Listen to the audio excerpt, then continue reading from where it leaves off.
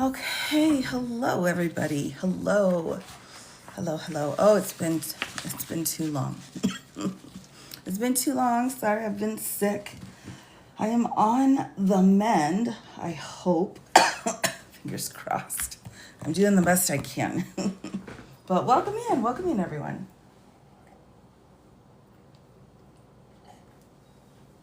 Lots of tea and honey. Hello, Chris. Good morning. Good afternoon, depending on. I suppose it would be afternoon for you. Hello. Hi, Kimber. Welcome in. All right, let me get which one should I use today? I've got so many fun wands. Wand pens. Go with purple. Oh, thank you so much. Thank you so much, Bruce Wayne's mother. These are I've started my Halloween nails, everybody. All right. So be prepared because they're pretty fun. That's so funny. 140. All right. Hi, Willie B. Micah, hello. I see you every night on Amanda Rose. Oh, dear. Yes. Oh, my gosh. Well, the shenanigans. Oh, dear. I haven't been able to do a full live myself with my voice, so it's just a lot easier for me to go up on a panel, and Amanda's just an amazing person. So, and Army Barbie, of course. So anyway, she's been so kind as to let me come up and vent. But, there can't always be shenanigans. Oh, you're so sweet, Boxer Mom. Oh, yeah, Kimber, exactly. I can let my hair down a little bit. Yes, it's true. Oh my gosh, good point. So, yes, I have enjoyed my time so much, but also am excited to be able to get back to doing my own lives up here. So, my voice isn't 100%, but it is doing a lot better. I have had, as many of you know, I had a bit of a vocal injury in college. So when I get sick, it's a little bit worse on my vocal cords, unfortunately. So I got a baby on and I don't. But we're doing better. For sure. Hand commercials, really? Oh, that's so sweet. Oh, hello, John. Hello. I've missed you all. I've missed you all so much. So bear with me if I have a little bit of coughing today, but I should be doing okay. I'm not going to take any medicine until after the live, so I don't get loopy. But hello, hi, Lumpy Blankets. Hi, Kristen. Hello. It's always so fun to see you, Kristen, in the comments when I'm over on Manda's lives. I'm like, oh, there we go. Some support. Appreciate that. Oh, my goodness. Excuse me. All right. So let's get right into it. I really, excuse me, probably only have about an hour of voice. So let's just, Lawless aside. Well, that kind of feels that way, doesn't it? Hello, Kaya. Hello. So let me get this written out here. There's a lot of stuff. I've got a big pile of things that I do want to do for lives.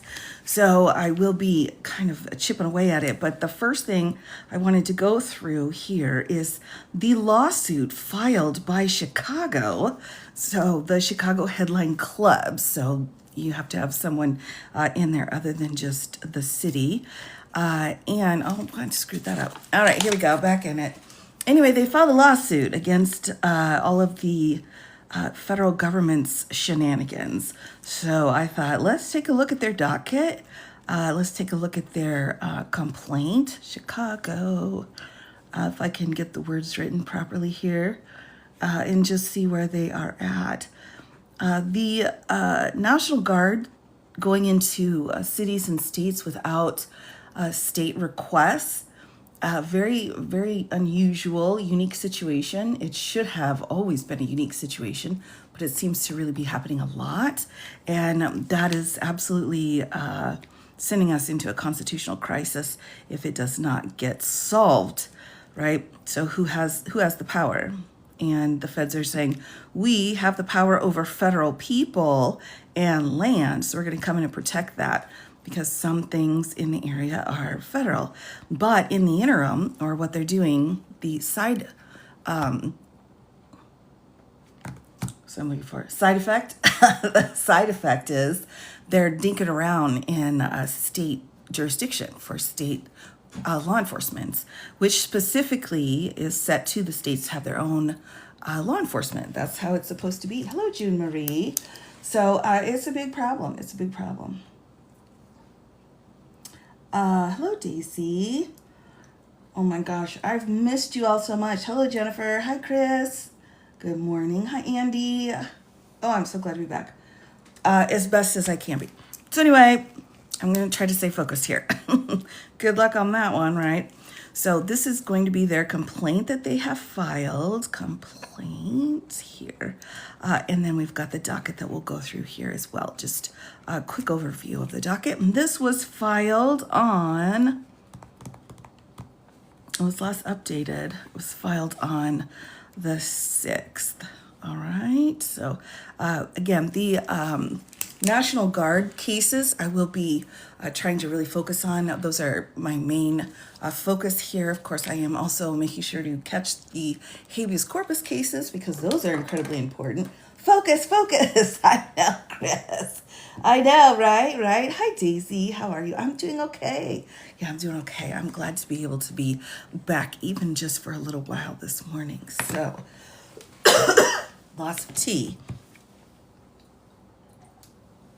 The kind that you drink. All right, let's take a peek here, everyone. I've got my sticky note down here. It looks like it should be in frame well enough. So this is a docket, again, everyone at this point should know, or let me remind you, you can pull up these dockets on Court Listener, which is a website that puts up all these dockets for free. It's amazing. It's an amazing resource here. So here we've got the last filing in Chicago. Now, this was 4 days ago, so if they filed anything within the last couple of days, it's just not included because I printed this out on the 13th. All right, so as of the 13th, there wasn't anything. But we can see we're going backwards here in time. We've got a transcripts because it looks like there were proceedings held on the 8th. Let's see here. What was it about? Transcripts can be available if you want to go see them yourself. But let's take a look and see what kind of a proceeding it was. We have here, excuse me, so October 9th is when our temporary restraining order was put into place, okay? So we had the hearing, we have the order, and then we're documenting that, and then we've got opposition there from the federal government. We have a supplemental memorandum and brief. So that's kind of where we're at right now.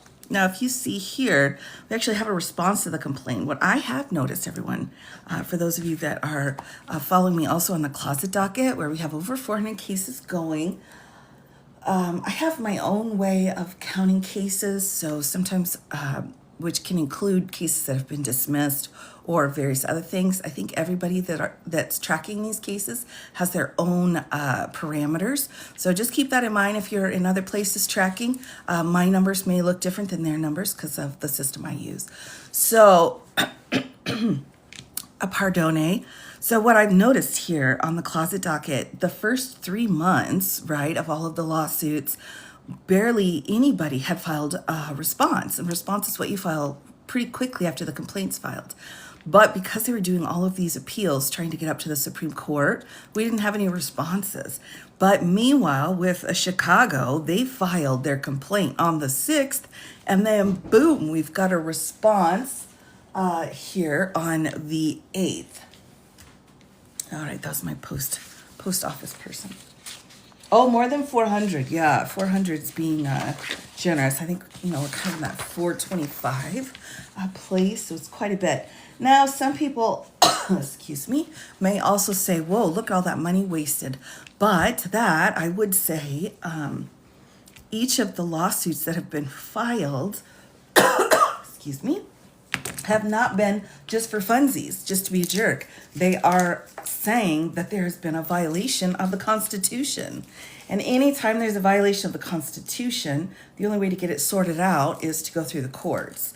So if we've got 425 cases, we've got 425 situations where federal law is being alleged to be violated against the administration.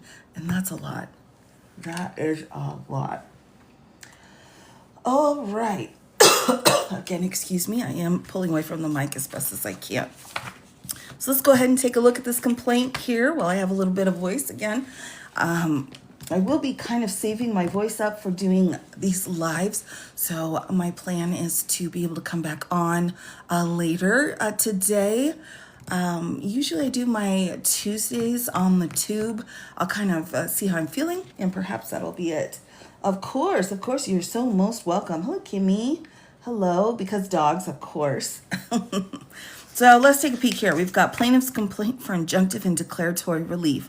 Usually when we file a lawsuit, they're asking for money, right? They're saying, I was harmed, you need to pay me for my harm.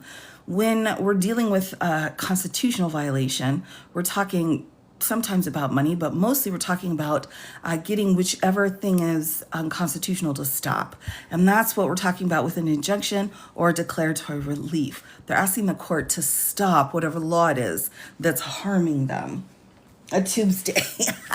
That's funny. All right, here we go. So here's our Chicago case. We'll just get into just the beginning a little bit. All right. Complaint. The plaintiffs. Chicago Headline Club. Let me pull this down. I do keep the top up a little bit so we can see comments, okay? So I don't want to completely undo there we go. All right, plaintiff, Chicago Headline Club, Block Club Chicago, Chicago Newspaper Guild, Local 34071, NABET, Local 54041, Illinois Press Association, Raven Geary, Charles Thrush, Stephen Hell, David Black, William Paulson, Autumn Reddyhammer. Oh my gosh, Reddyhammer. Oh my gosh, what a beautiful name. I just love those seasonal first names. So pretty. And Lee Kunkel, on behalf of themselves and others similarly situated by the undersigned attorneys, hereby complain against defendants.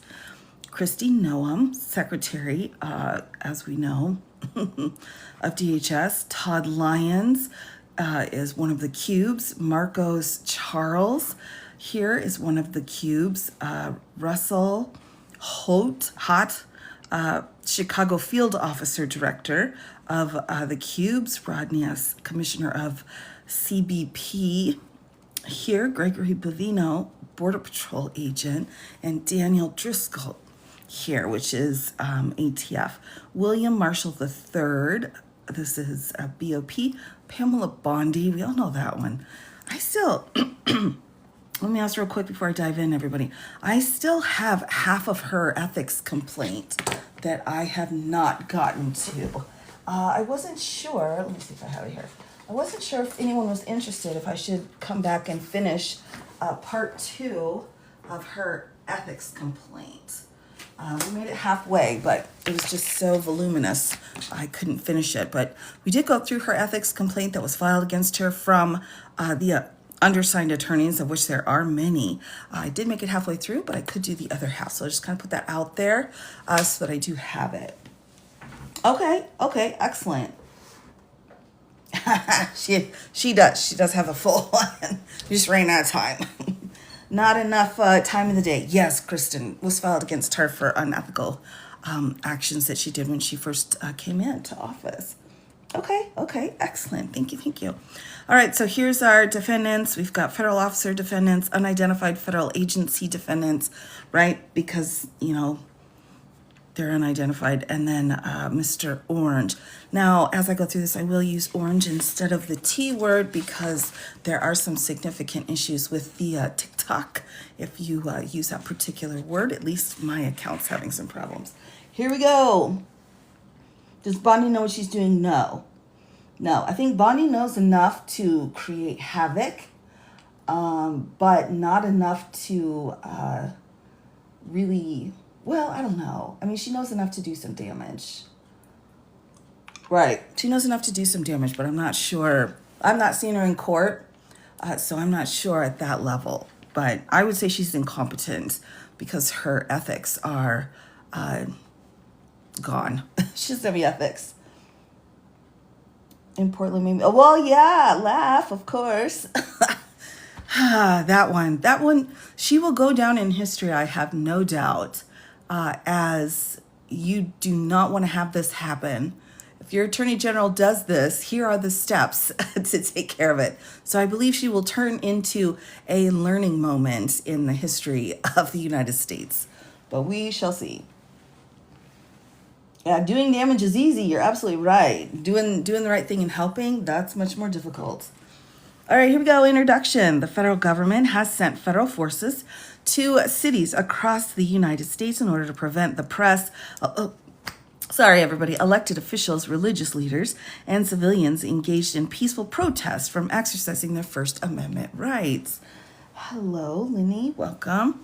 All over the country, federal agents have I'm going to use this word. We'll see what happens. Hopefully the live won't go. But shot, gassed, and detained individuals engaged in cherished and protected activities. Never in modern times has the federal government undermined bedrock constitutional protections on this scale or usurped states' police power by directing federal agents to carry out an illegal mission against the people for the government's own benefit. I would have to say that they're right. We definitely had some questionable things going on during the world wars with, specifically with World War II with FDR. And then we also had a few questionable things done when it came to the Korematsu case and such.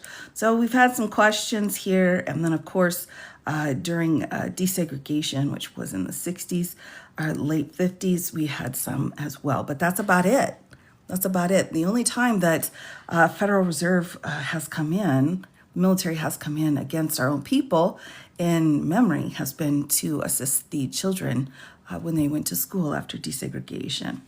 The lawsuit concerns the right of the demonstrator plaintiffs to exercise their First Amendment rights to peacefully protest and to exercise their religion in the area around the ICE facility in Broadview, Illinois, and in other places where demonstrators are opposing the administration's federal incursion into the Chicagoland area. And it concerns the rights of the journalist plaintiffs to observe, record, and report on the federal agency's activities and the public's demonstrations against them.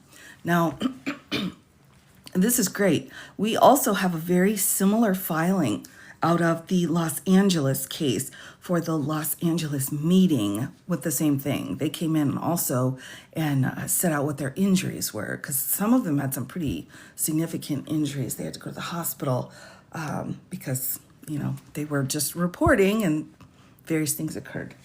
So I think that's great. Anani, hello, welcome. So this is great. So now we've got two. I bet you Portland's not far behind. Plaintiffs endeavor to protect their basic constitutional rights to express their views, opposing the lawlessness unleashed on the Chicagoland area and to safely report on the public outcry without fear of again being shot, gassed, and beaten by federal agents. Which again, I think is so interesting because we had reporters going out in Vietnam, right? So we had the press going in Desert Storm, and it seemed like they were better protected in war zones than they are in an American city. That's kind of a bummer right now. Following the announcement of Operation Midway Blitz in early September 2025, the Trump administration has ramped up immigration enforcement operations and deployed federal officers to Broadview and other Chicagoland area locations. Here, civilians, elected officials, and religious leaders in the community have continually gathered outside the Broadview ICE facility to make their voices heard in opposition.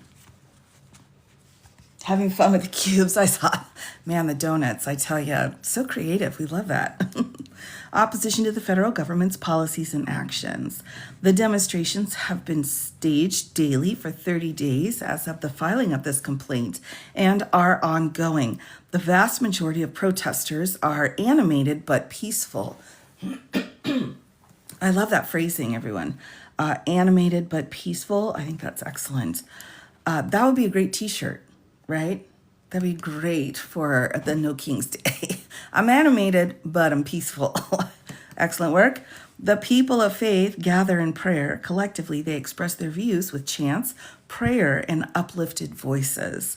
Local and national press have continuously covered the federal law enforcement deployment to Chicago and the Broadview Cube facility in particular, sending reporters to the scene. They have written countless news articles, keeping the public informed and facilitating public debate in furtherance of the bedrock American democratic principle that the government's accountable to its people. Federal agents have responded with a pattern of extreme brutality in a concerted and ongoing effort to silence the press and civilians. Dressed in full combat gear, often masked, carrying weapons, bearing flash grenades and tear gas canisters, and marching in formation, federal agents have repeatedly advanced upon those present at the scene who posed no imminent threat to law enforcement. Snipers with GUNSs loaded with pepper balls, paintballs, and rubber bullets are stationed on the roof of the Broadway Cube facility with their weapons trained on the press and civilians. Federal agents have tackled and slammed people to the ground. They have lobbed flash grenades and tear gas canisters indiscriminately into the crowd. They fired rubber bullets and pepper balls at selected individuals, and they have cursed and shouted at demonstrators to provoke them. In addition, federal agents have repeatedly fired less lethal crowd control munitions directly at clearly identifiable members of the press who were engaged in reporting. They have subjected members of the press to tear gas, and members of the press have been threatened and arrested by federal officers while reporting near the Broadview facility for no reason other than in retaliation for documenting the federal response to the demonstrations. Many civilians and press are being injured and sickened to the point of serious injuries. Some are being randomly singled out for arrest. They are tackled to the ground, handcuffed, and marched into Broadview Cube facility where they are detained incommunicado for hours. No legitimate purpose exists for this brutality or for these arrests. The officers are not physically threatened. No government property is threatened. Defendants are acting to intimidate and silence the press and civilians engaged in protected First Amendment activities. Plaintiffs seek this court's protection of their constitutional rights, and they ask the court to enjoin and prevent defendants from further use of their unconstitutional tactics. Yes, peacefully again, right? That's the goal. Everybody seems to be making sure to get that message out. All right, so that was our intro here. Next, let's go into the parties. We have the journalist plaintiffs. Now, again, I always find the journalist piece of this so important because we're not just talking about it kind of takes the politics a little bit out of it, everyone. Because if they're just doing this to protesters, they can say, well, the protesters got all crazy. But if they're doing it to the news outlets where they're neutral, they're not there to do anything other than to report the way they want to report, but they're not the ones involved in any of it. They are the observers. So the fact that they're getting harmed, I think, just adds this extra element to really bring it up to a point where it's like, dude, we need protections. Even the neutrals are getting taken out. We've got friendly fire here. So I think that's important. Plaintiff Chicago Headline Club's a nonprofit membership organization of professional journalists working in the Chicagoland area with hundreds of professional journalist members. The Chicago Headline Club is the largest chapter of the Society of Professional Journalists, a national nonprofit organization. The Chicago Headlines Club's mission is to support member and non-member journalists in the Chicagoland area and to promote the values of a free press.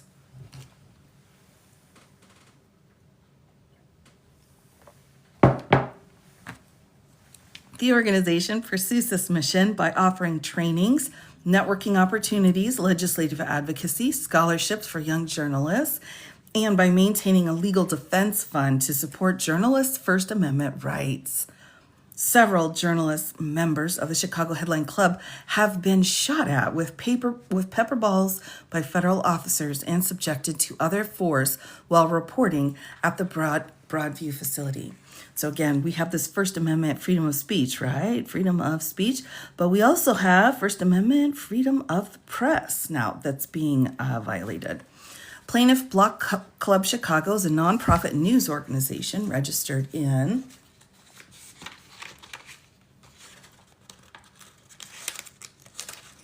Yeah, I've heard some crazy stuff going on, Shell Bell, with that. I'm going to have to look into it a little bit more.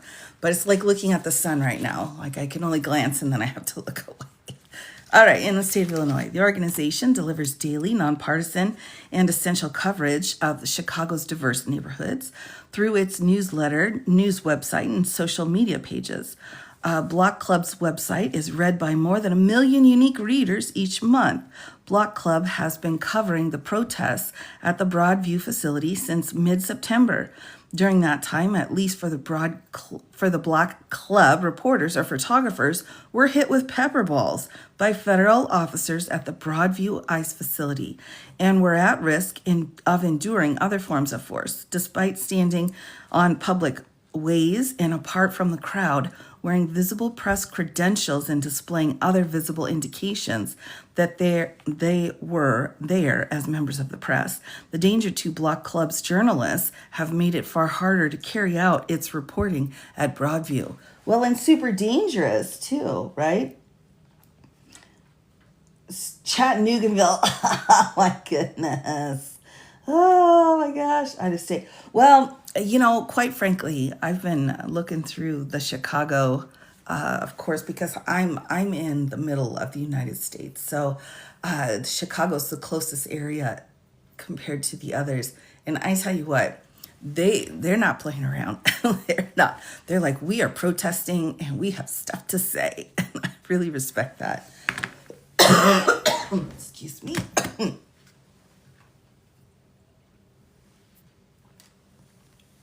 All right. Okay. Plaintiff, the Chicago Newspaper Guild Local 34071 is a member-led union that's a member chapter of the News Guild, CWA. The Guild's membership includes journalists at the Chicago Tribune, Chicago Reader, Chicago Sun-Times, and City Bureau, as well as other members, including Cook County Court interpreters, and the staff of labor unions and nonprofits based in the Chicago area. As a labor union, CNG bargains collective agreements and represents and organizes workers. CNG has several members who've been targeted by federal officers while reporting at the Broadview ICE facility, despite being visibly identified as members of the press and not violating any laws or disobeying any lawful orders. One question I have too is, I wonder how many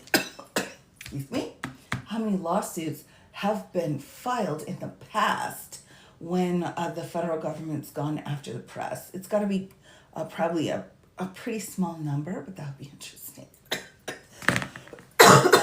Sorry, everybody. I'm not quite 100% here. I'm about 82%. Doing my best. Plaintiff Nabet, CW Local 54041, is the Chicago chapter of the National Association of Broadcast Employees and Technicians Nationwide Membership Unions for News Media. Local 54041 represents photographers and other journalists at Chicagoland broadcast news channels listed here. 82%, that's right. No, that's good. That's good, Stephanie. All right, so we're going to fast forward a little bit through here. Next plaintiff, Illinois Press Association, here. And they're saying here that the organizations listed in the prior paragraphs are on behalf of themselves as well as their members. Next, we're starting to get past the journalists into the people themselves. So the first one is Raven Geary. As a resident of Chicago, Illinois, Geary is an investigative journalist. I guess this is this is the people part, and co-founder of Unraveled Press, a local media organization. Plaintiff Geary has been reporting on the protests and federal response to the Broadview ICE facility since the beginning of September of 2025. In that time, Aguirre, who always wears her press credentials as well as a helmet that says press, it's very smart, has been fired at by federal agents with pepper balls on several occasions, including on the morning of Friday, September 25th, when she was hit directly in the face by an officer who shot her from approximately 30 feet away while she was standing in a public parking area, taking a picture of them. Despite the violence she has experienced, she intends to return to Broadview to continue reporting on the protests and the federal crackdown on them. Oh my gosh, this is so awful. Here we go. Next plaintiff, Mr. Thrush, is a journalism student and a contract reporter for Plaintiff Block Club Chicago. Plaintiff has been sent by Block Club to the Broadview ICE facility to report on the protests and the federal agents' actions targeting them.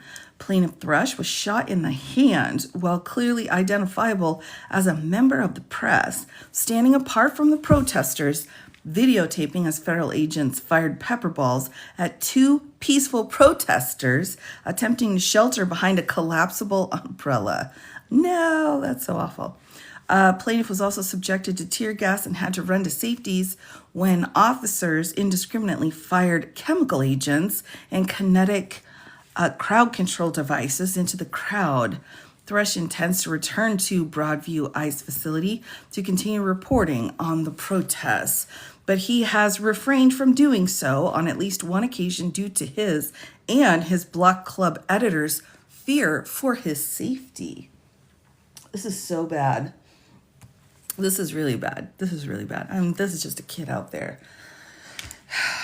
All right. Plaintiff Held is a journalist and resident of Chicago. Held has been attending the protests at the Broadview facility since they began in September and is well known to the federal officers at the facility as a member of the press. Plaintiff Held documents the protesters and the federal officer response to them with a video camera and a social media for Unraveled Press, which he co-founded. Plaintiff Held has been shot in the groin by federal officers, and on Saturday, September 27th, he was arrested while on a public parkway videoing officers arresting a protester and attempting to obey conflicting instructions. This is so awful. So he got hit twice. Oh, he's an attorney. Oh, good for him. Well, you don't have to be an attorney, but it is nice because then you have a little, secret knowledge you can use.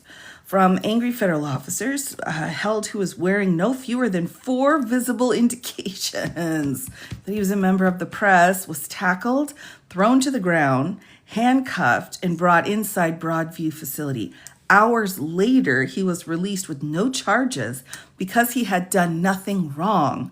Plaintiff Held wants to continue his work reporting at the Broadview ICE facility, but is afraid that he will again be targeted if he returns. That's so sad. All right, here's our protester plaintiffs. All right, Mr. A little secret knowledge. You know what I'm saying. We got a little bit. We know where the line is, so we can kind of get close to it, but don't cross it. All right, protester plaintiffs. Plaintiff Black is an ordained minister in a Presbyterian church who serves as senior pastor and head of staff at the First Presbyterian Church of Chicago in the Woodlawn neighborhood. As Reverend Black stood in the street offering prayers and urging Cube officers stationed on the roof of the Broadview ICE facility to repent from the unnecessary brutal enforcement of immigration laws. The Cube's officer suddenly and without warning fired upon him, striking him repeatedly in the head with pepper balls. Moments later, he was sprayed in the face with tear gas by officers on the street. Reverend Black is called by his faith to return to Broadview to pray for ICE officers there, but his experience requires him to overcome fear in order to do so. Oh, yes, I'm glad he is too. That's pretty rough. All right, plaintiff Paulson is a 67-year-old retired union painter and student at the City Colleges of Chicago who came to the Broadview ICE facility to express his opinions in opposition of the Cube's tactics in enforcing the immigration laws and to bear witness there, which we need so much, everybody. I'm going to pause for a moment, give a little shout out here. If there are anyone who is not really wanting to be involved in the No Kings protest, which is just fine, it can be very helpful to just have neutral parties watching so that if something does happen, we have witnesses we can call in to back up what people are saying. So highly recommend doing that, especially if you have any legal knowledge. There you go. There's my soapbox. Now I'm putting it away. Here we go. While Paulson was on the public way and in the company of other protesters, a group of Cube officers emerged from behind the fence surrounding the ICE facility and, without warning or ordering dispersal, began lobbing canisters of tear gas into the crowd and throwing flashbang grenades. He was overwhelmed, began to vomit. Oh my gosh, that's so awful. Praying for those thugs. Oh, I know. Oh, my goodness gracious. He wishes to return to Broadview to protest, but he's reluctant to do so. That, again, is another injury sustained by bad behaviors. So that's why they are adding that into the ends of these paragraphs. Okay, here we go. Plaintiff Autumn Righty Hammer is an Oak Park resident and mother who came to Broadview ICE facility to protest because she disagrees with rounding up immigrants, separating them from their families, and denying them access to lawyers. She wanted to gather with neighbors and elected officials to speak out against this peacefully and to say that the federal officers' actions do not represent her as a citizen and constituent. A federal officer threw a flashbang grenade next to her, resulting in temporary hearing loss and a ringing in her ear. Federal officers also tear gassed her. She's unable to safely exercise her First Amendment rights in the face of federal officers' actions. Oh my gosh. Is this being covered in the media? Let me just ask that because I don't really pay attention. But for those of you that are kind of out in the media world, are they reporting on the people who've been injured by the law enforcement people because of poor training? I'm just curious. No, it's not. Really? Whoa. Okay. Because I was wondering. These are some very severe injuries going on here. Like this mom going out with her neighbors trying to locally here in Chicago, okay, but just not making it out of the state. All right. Wow. Oh, some in Chicago, okay. Right, but you're following it. Yeah, I mean, come on. Really? Only, okay. Quite a few. Oh, the live streams have been amazing for all of those creators doing those. Thank you for that. Okay, she did interview the pastor. Okay. Minister was on. All right. Okay. That's good to know. At least something's out there. But, I mean, this is some pretty significant bad behavior here. I mean, again, if you're... flashbang grenades. I mean, and what I have noticed too is from people who in law enforcement who are retired or have moved on, and they've been saying that they're using these weapons incorrectly.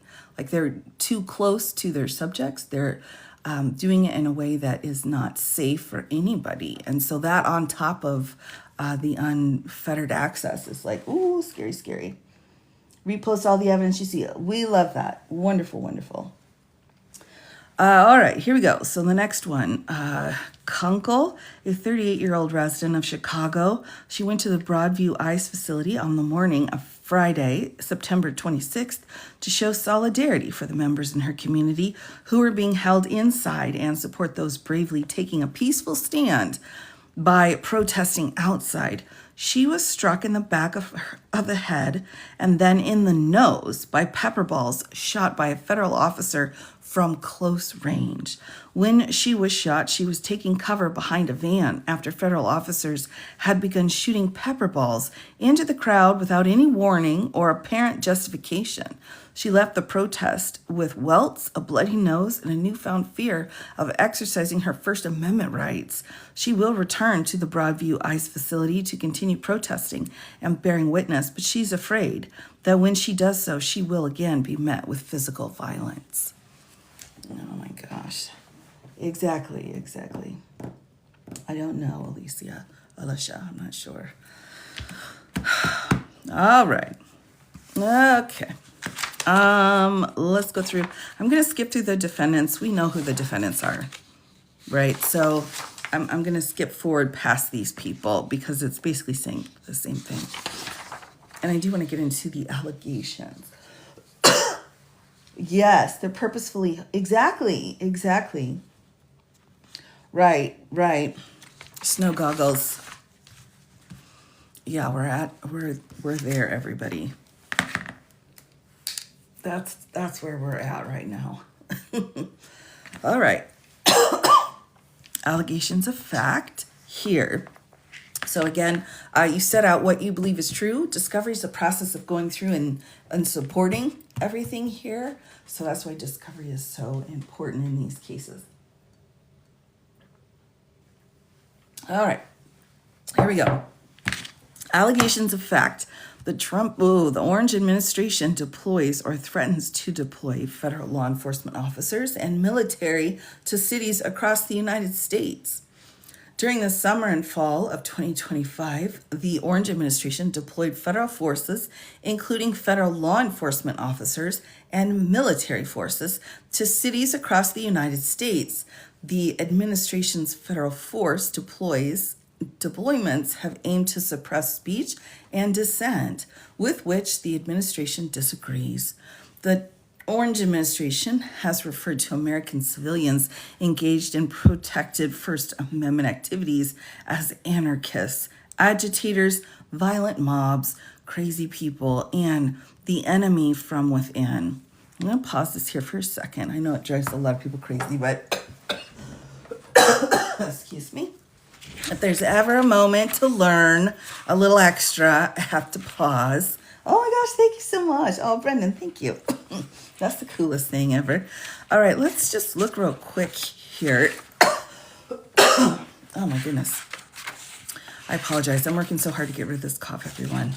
All right, here we go. Right, natural born, right. Right. Just a second here. I'm going to find it. You can't hide from me. All right.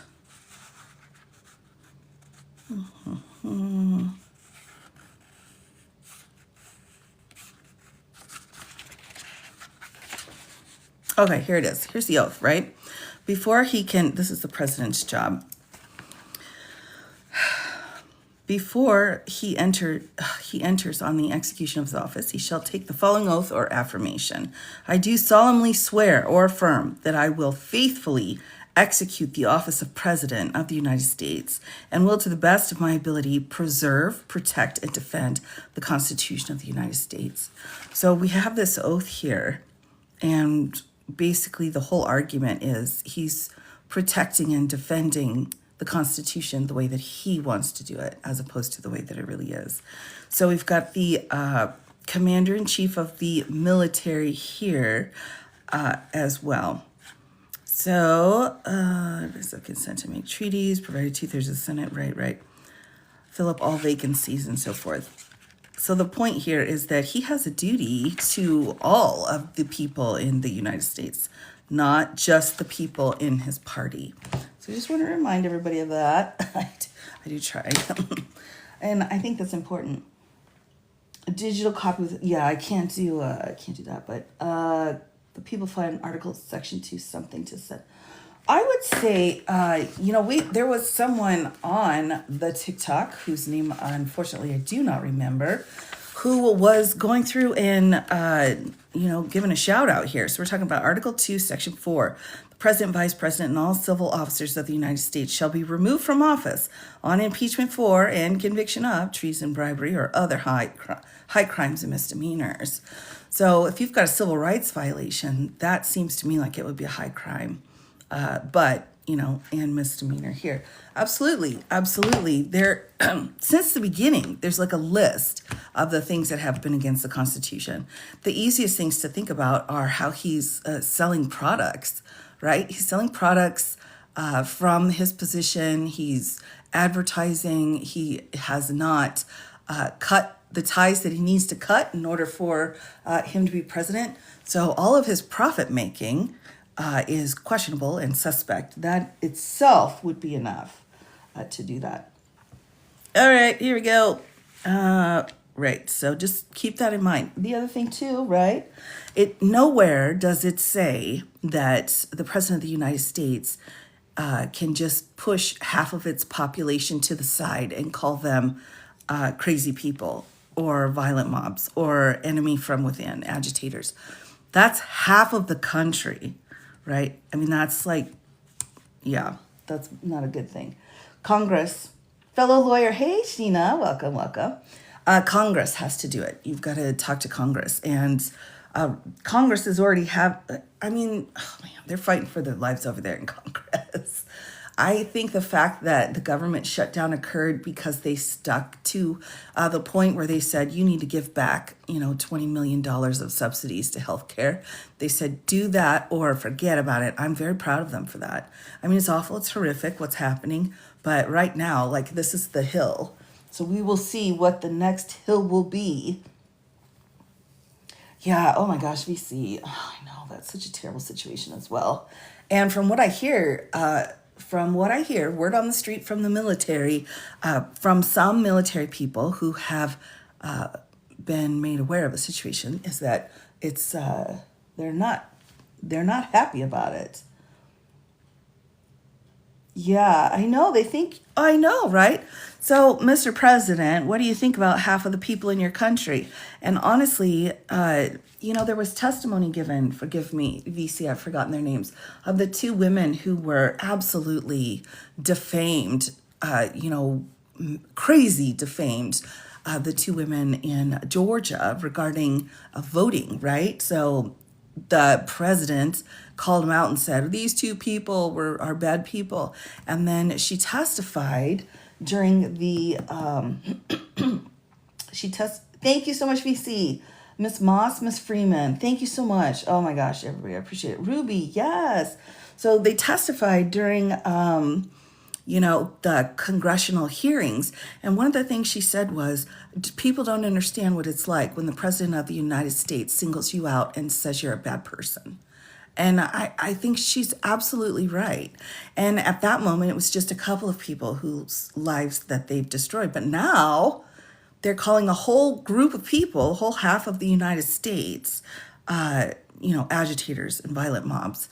You know what I mean? And it's incredibly awful. Right. Could help us write up something to send to representatives in Congress. I would say, make it short and sweet to Congress and just to your person and be like, hey, does Article 2, Section 4 apply to, and then list out whatever it is, like apply to, doing these things with boats without any congressional authority or any of the other things, like bringing in National Guard.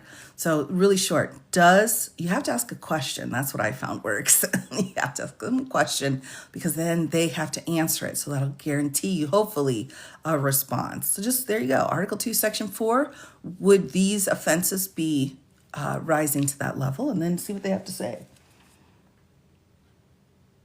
Exactly. Literally every day. Oh, I know. I mean, and the less accountability, the more they're going to do it, right? Give them an inch, they'll take a mile. And that's so true. And that's exactly what Justice Sotomayor was talking about.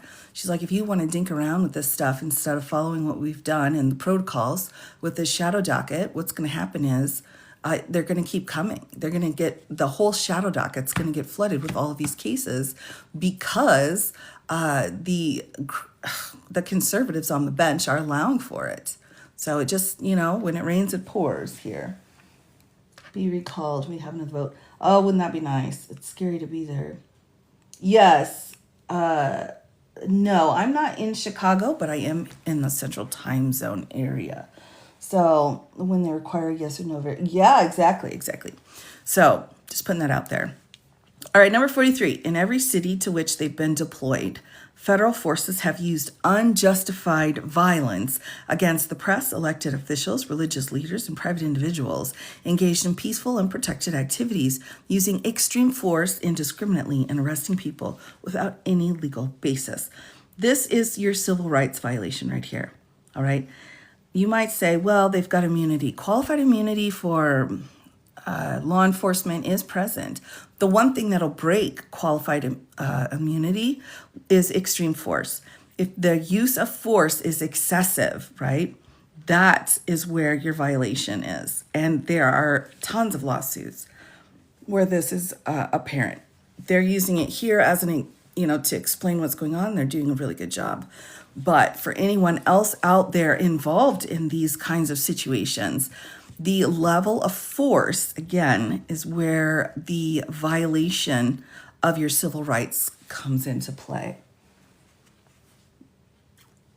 Right, right. Well, I mean, some people like the Chicago, some people dislike the Chicago. I get it. But, it's Chicago is, I mean, how do I put this? Chicago's freaking awesome. I mean, if you look at the history of the United States and pull some of that history from Chicago, I mean, they're one of the pillars of the United States. So, I mean, maybe like on the ground in certain areas, you're like, oh, this sucks, as with all states. But I mean, historically, I don't think you can pull Chicago out of, the top five for places in the United States. I think that's important. Never had any issues. Well, right. Right. Beautiful. Yeah, I mean, exactly.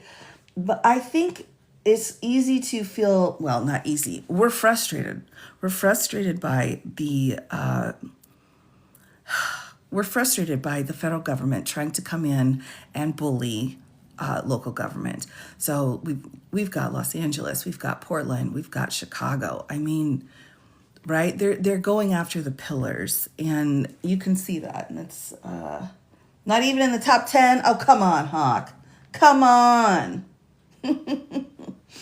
Oh no, it's an amazing place. But as with every town, there's good and bad with everything. For a long time, personally, I thought to myself, Atlanta, Georgia is not for me. Anytime I went to Atlanta, I was like, oh my gosh, I thought, this is it. This is going to be the end of my life. And then I started looking around and spent some time and had some amazing experiences in Atlanta. And I was like, oh, wow, okay. So there's good and bad in every place, right? Right? So, right. In terms of crime, it's, well, again, questionable what those studies are. Uh-oh, Steffi, do I need to go have more tea? More tea. Anyway, I cannot think of any place in the United States, and I'll just put this out there and then I'll dive back in here. But I cannot think of any place in the United States that is so horrific that doesn't deserve to be part of the states, I guess is how I would put it.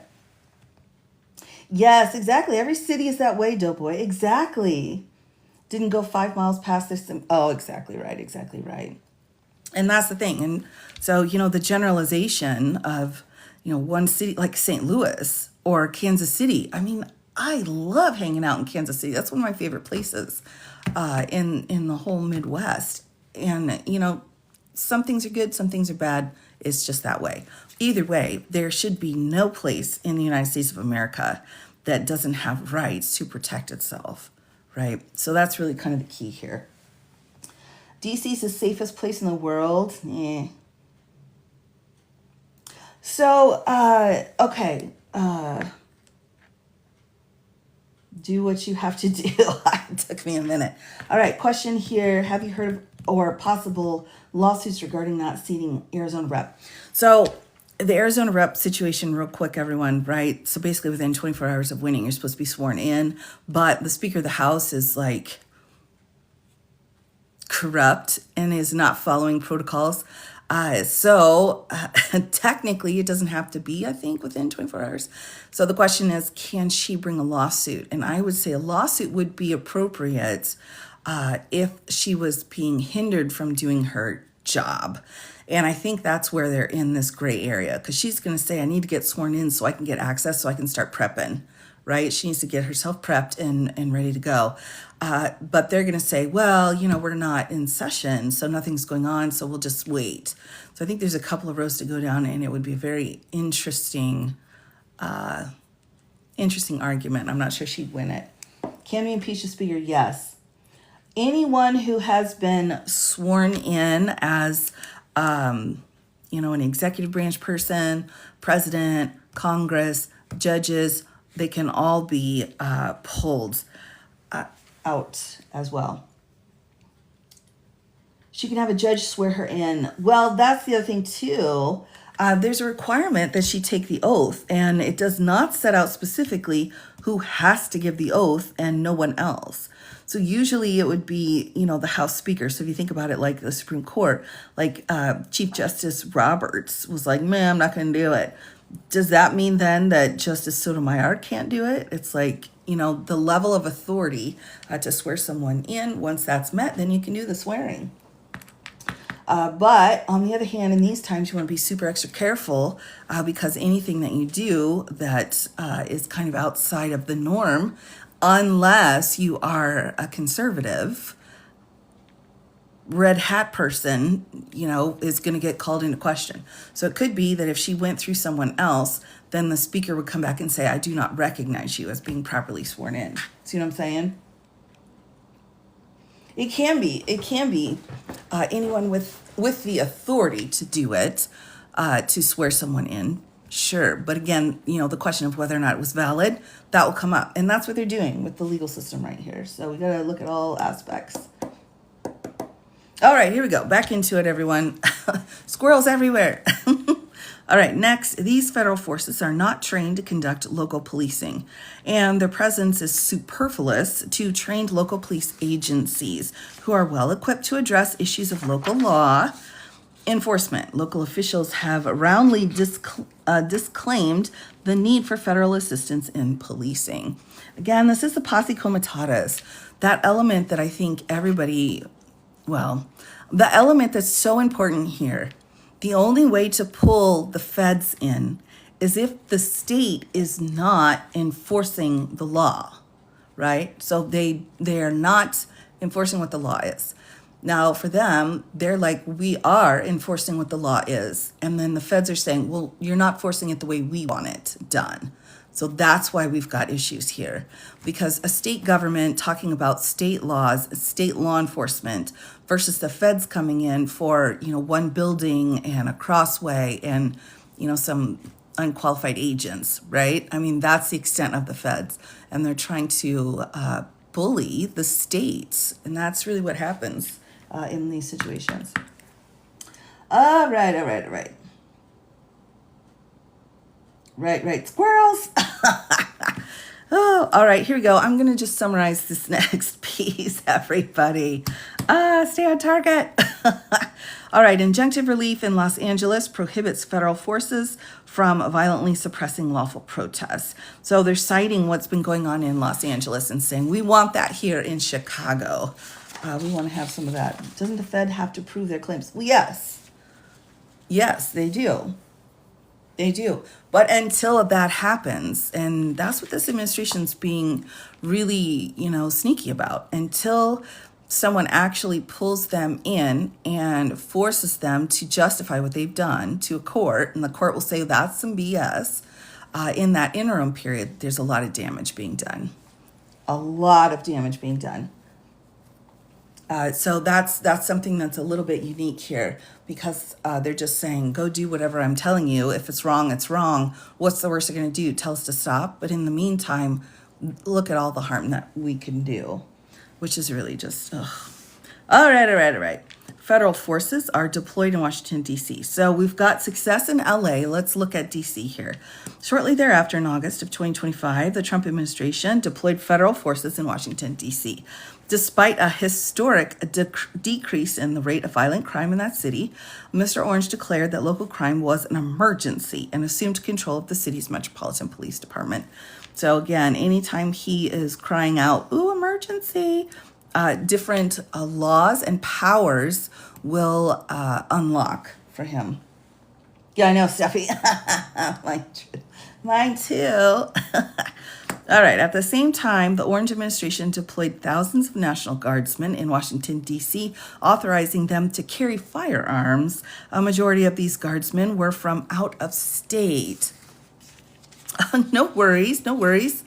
In response, thousands of residents have gathered to peacefully protest the deployment of federal forces and National Guard on city streets. These forces have patrolled the capital's main tourist areas and neighborhoods across the city, fully armed, traveling in armored vehicles, and wearing military fatigues. The District of Columbia filed a lawsuit September 4th, 2025, here we go, for a temporary restraining order. And then we've got this citing here. Oregon case. Despite this court order, the Orange administration has signaled its intent to deploy California National Guard service members to Oregon. Like, what's going on here? You can't just all right. Right, creating that panic. Thank you, Thomas. The more panic you can create, the closer you get to actually having an emergency to allow you to kind of unlock these other things.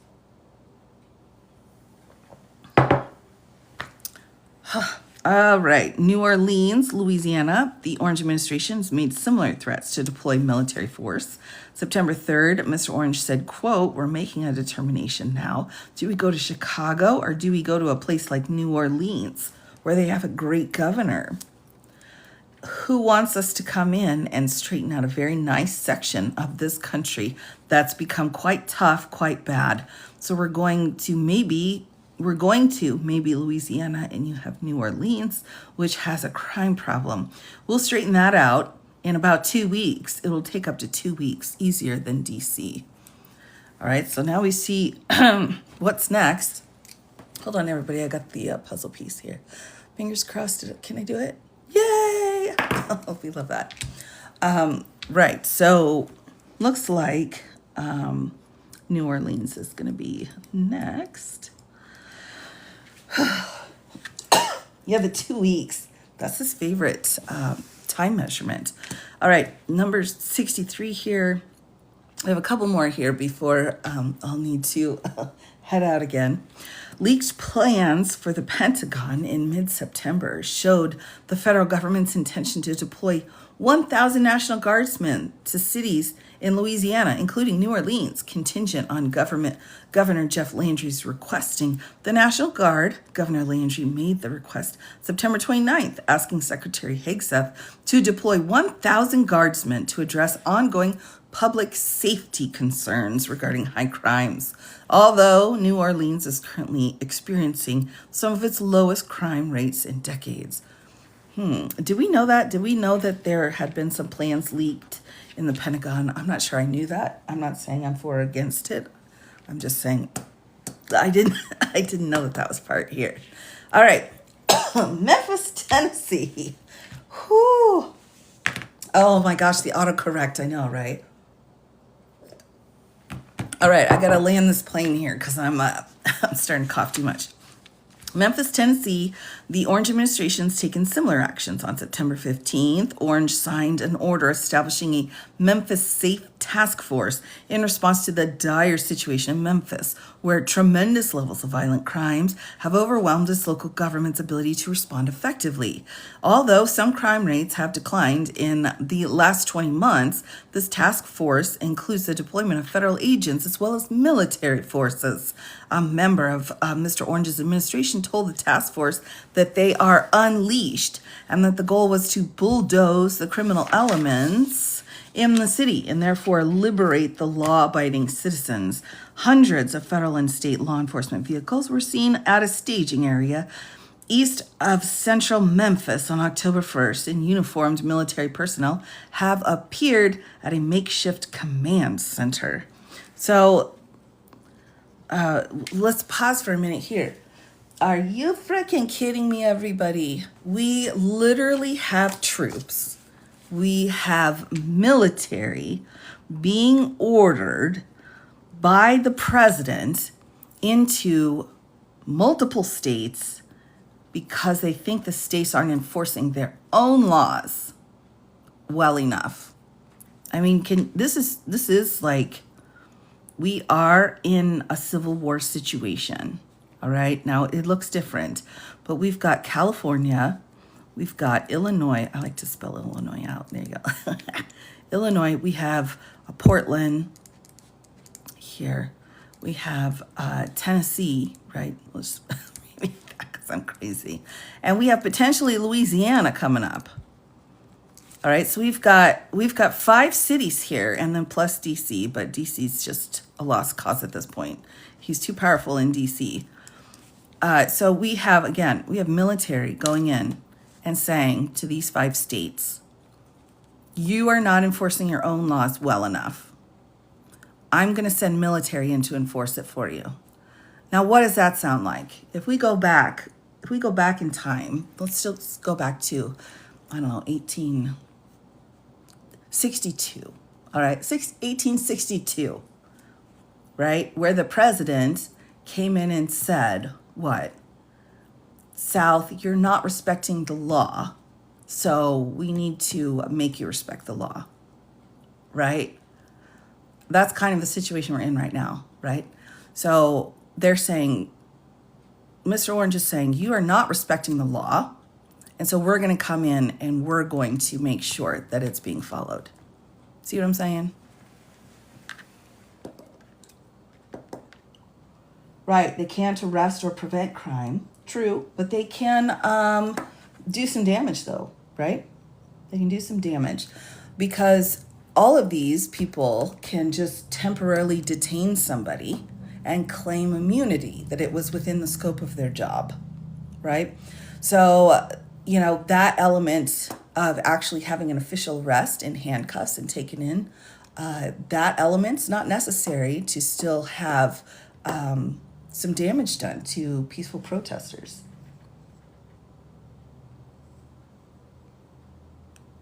He's wanting it so we can't have been.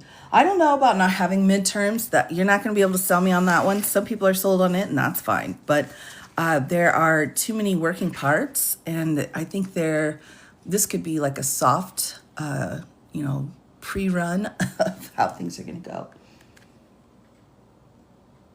Yes. Exactly, Marconius, exactly. And that's why we're fighting them out in court, right? Because you've got someone here trying to assert authority well beyond his scope of authority, which we call ultra vires. That is illegal. That's a violation of the Constitution. And again, the only way to catch up on a constitutional violation, you got to take it to court. I think so, yeah. Yeah, we did have an election there. Tested by themselves time. Well, I think the DC was absolutely a test, and then when nothing happens, then they went into LA, and that's what happens in these kinds of situations is they just take.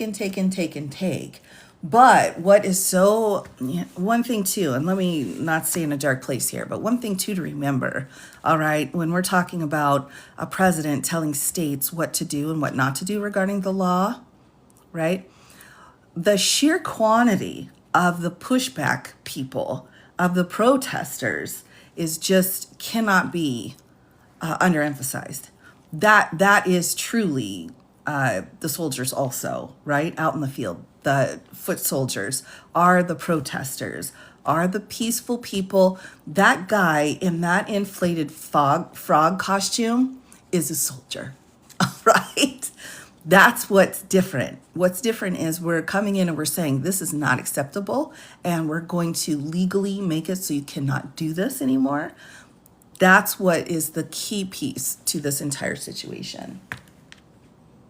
Oh my gosh, yes, VC. And of course, showing up. It's not failing. It is a frog.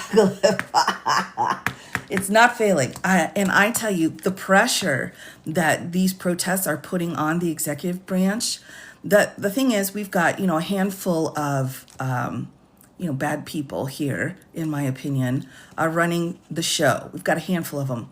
And we have hundreds of thousands, if not millions, of people standing and saying, well, no, we're not going to allow this to go any further. That's it. It's a numbers game. So we've definitely got the numbers. And I think the no kings situation coming up, I think will also be very illustrative of that. So I don't want to say, oh, well, that's it. Then Abraham Lincoln was like, all right, charge.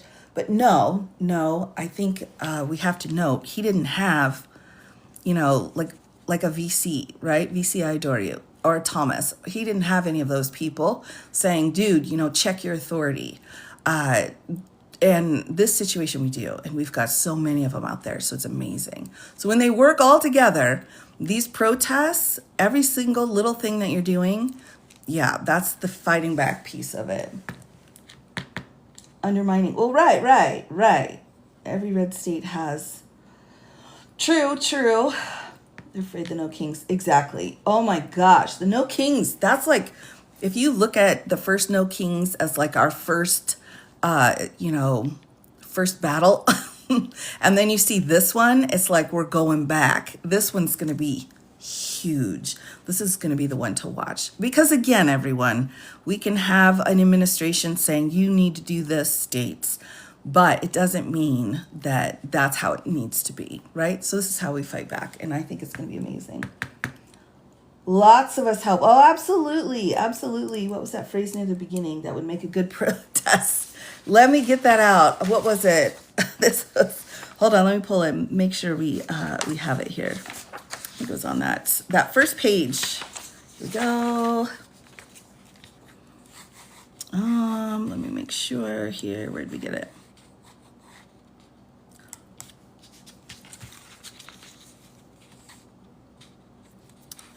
What was it? Animated but peaceful. Yes, here it is. Oh my goodness gracious. Genius. Animated but peaceful. And that's like the whole movement, right?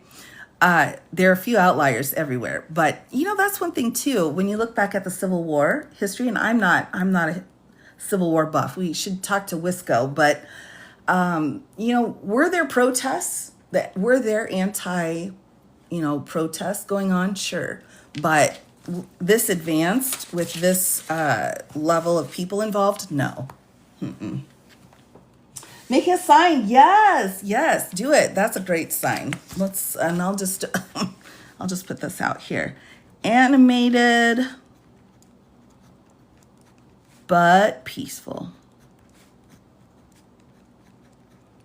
All right, I think that's important. So there you go. Animated but peaceful. That's right.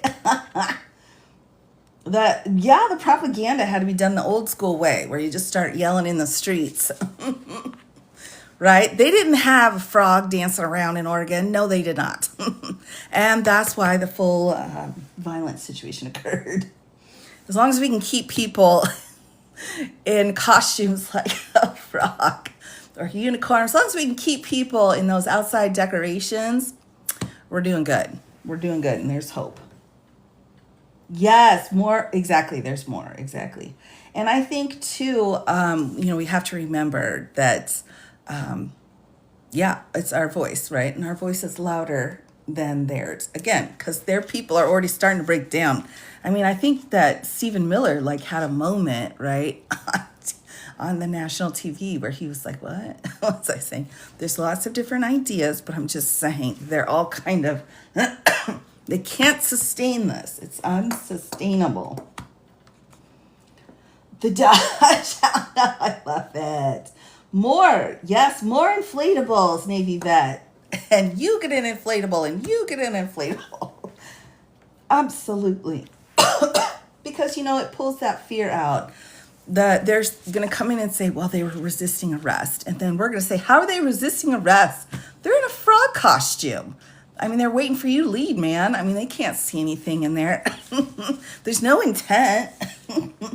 Plenary authority, correct. Excuse me. And I want you to remember, too, the only plenary authority that the president has is with regards to pardons. Now, there's been a big question because of the presidential immunity case that came out. Presidential immunity in the case that just came out only applies to criminal actions. It does not apply to civil actions, all right? So keep that in mind as well when we're talking about plenary power. No power was given to the president out of the immunity case. There was no power given. There was a clarification of criminal immunity. All right, just again to remind everybody about that.